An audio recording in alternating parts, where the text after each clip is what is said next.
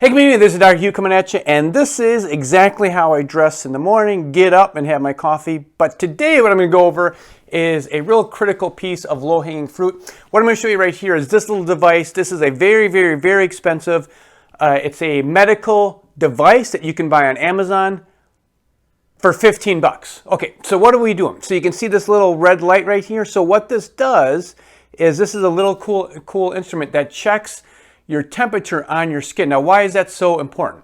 If you have any kind of problems, if you have neuropathy, if you have brain fog, if you just have fatigue, we will make sure that you have good circulation.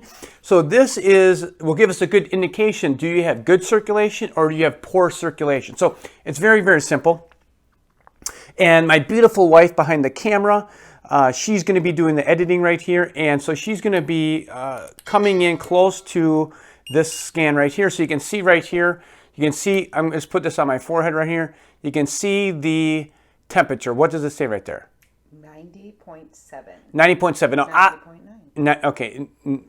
Keeps climbing. Okay, good. So what you want to see is, let's say you have brain fog, right? And so you want to make sure that the temperature you have, basically your temperature throughout your whole body should be very similar. So if we take your temperature, like let's say right here on your elbow right here, and can you see that? What does it say right there? 90. Okay, 90. And then if you move it to your hand, what does it say right there? 89.8. Okay, so here's the critical point. Is there should be no more than a 10-degree difference.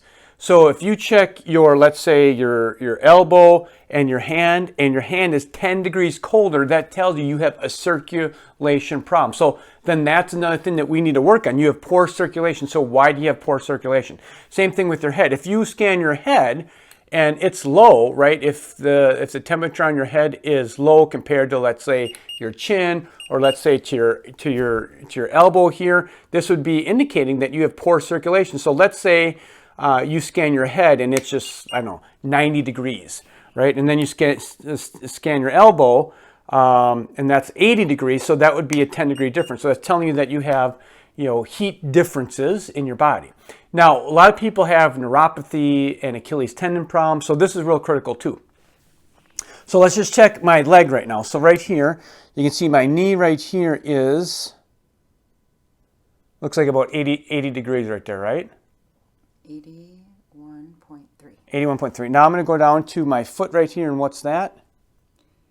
82.6. Okay, so those are very close. So if I check my knee and I check my foot and there's a 10-degree difference, bam, that tells you that we found something in your body. We found that you have poor circulation. From there, we need to go, like, clinically, what can we do to increase your circulation? Why is your circulation not functioning well? And I'll let you know, like, this is a huge piece of information for 15 bucks. We can get on there. We don't want to miss this, right? We don't want to miss low-hanging fruit kind of items, because that's just a bad deal.